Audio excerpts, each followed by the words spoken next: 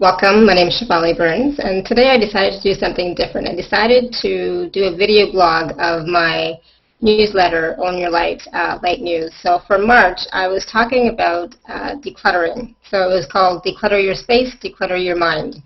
So I wanted to discuss what it's like to actually start decluttering. Sometimes we get so overwhelmed with all the stuff around our house, right? And so this past month, I came home and I would see this mess all over the place. So I decided one day that that's it. I'm going to do something about it. It was just driving me crazy. It was getting on my nerves. So I decided to start small because I'm just that kind of a person. I like to start small and then go bigger. I feel like I accomplish more things that way. So I decided to work on each of the tables, the dining room table, the kitchen table, and the living room table, because my main floor is all one big room. So one night I did the dining room table. It didn't take very long, 15-20 minutes. Next day I did the living room table, same thing, 15-20 minutes. And the third day I did the kitchen table. And I realized from after doing that, like, wow, the place felt so much bigger already just from decluttering that little bit. And what I did was, instead of just moving this stuff around from one room to another, I actually threw stuff away and put some stuff in boxes to be given away to charity. And I felt more organized, and the place felt cleaner, brighter, clearer. And so what happens is, when you declutter a space, what you're doing is you're removing stagnant energy, really, is what it's called. But for me, what I found was it also made me think better, more clearly. I was able to process information better. My creative juices were flowing. So it's like, this is good. This is great. I'm getting all these wonderful ideas of other things I want to do and other places I want to declutter. So then I moved on to my bedroom. It's not a place where many people see very often. So one of my quirks, I guess you would call it, is that I have lots of books. I have books everywhere. I have books in bookcases like everybody else, right? I have books on top of bookcases. I have books on my night table. I have books inside a dresser, on top of the dresser. You name it, I have books everywhere. So I decided to do something about it. I couldn't just get rid of all the books, because I really tend to, I value books. If there's any possession I value, it's my books. And a lot of books I tend to read over and over again. There's always some little nugget of information that I need at a certain point in time, and I just happen to open up the book, and there it is. So what to do? I didn't really want to buy another bookcase right now, because I just find right now my life is in a state of flux or limbo, so there's so much going on. So I decided that I would just find another dresser, another dresser to put my books in. So that's what I did. So I cleared off the books from everywhere, and I put them all in one spot. And it looks so much better. So now on top of my dresser, I have crystals instead of books, right? And on my night table, I have just a few books that I'm actually reading regularly and religiously, because I found that ever since joining Google+, I tend to not read as much because I'm hanging out more and looking at the stream all the time, So I'm always busy with that. So I was really missing reading. So I started getting back into that, which is great. I love it. But I also found that when I was looking at my room, I saw on my other dresser, my main dresser, I still had 2 wedding pictures. My ex-husband and I, we've been separated now for almost 2 years. He's moved out. Oh, it'll be 2 years at the end of June, right? So it's been almost 2 years.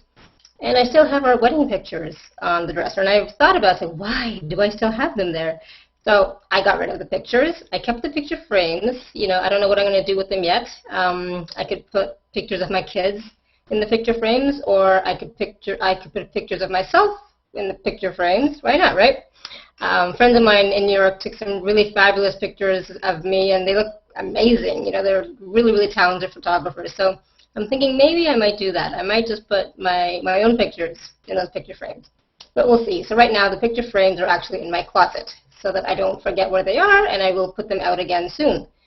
But I realize a lot of people sometimes don't declutter because of emotional attachments and so on.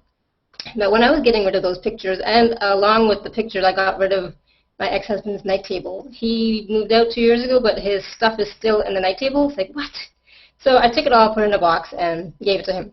And somebody asked me in a post here on Google+, how I felt. Like, was I emotionally drained? Did I feel anything, any emotions when I was getting rid of it?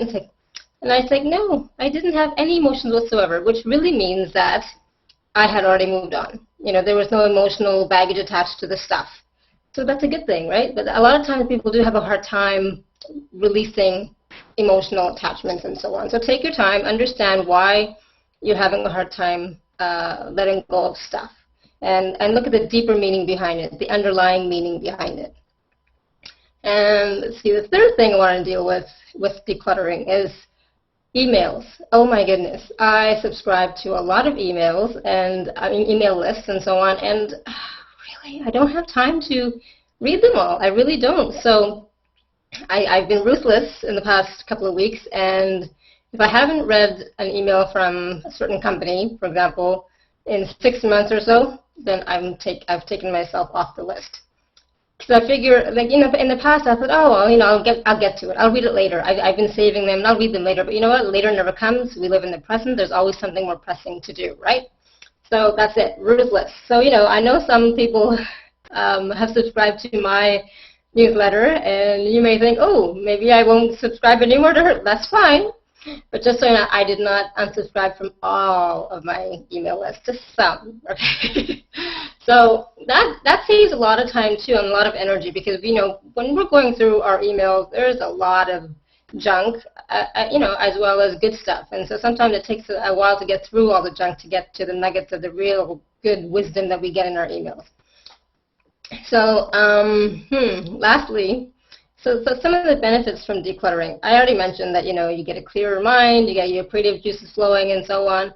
But also, sometimes if you donate some of the stuff that you no longer need, it can go to people who can actually use it, right? So a lot of my stuff goes to the Canadian Diabetes Association or the Salvation Army. My books, we have a book drive at my work, so it's a charitable campaign, and so I donate books that I know I will no longer read again. I will donate those books there.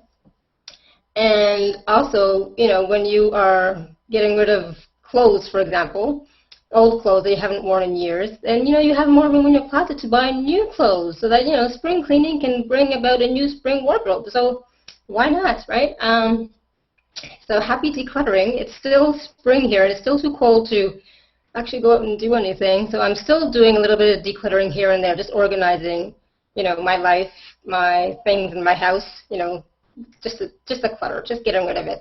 Because once the spring and summer are here, when it's warmer, I'm not going to want to be in the house. I'm not going to want to do anything. I'm going to want to be outside. So take advantage of this time and take it one step at a time, slow but steady. Take a big project and make it into smaller little projects, right? Short little things that you can do one day at a time, half an hour at a time, whatever it takes to just get started, right? So get started, declutter, clear up your space, clear up your mind. We'll talk to you again soon. Ciao.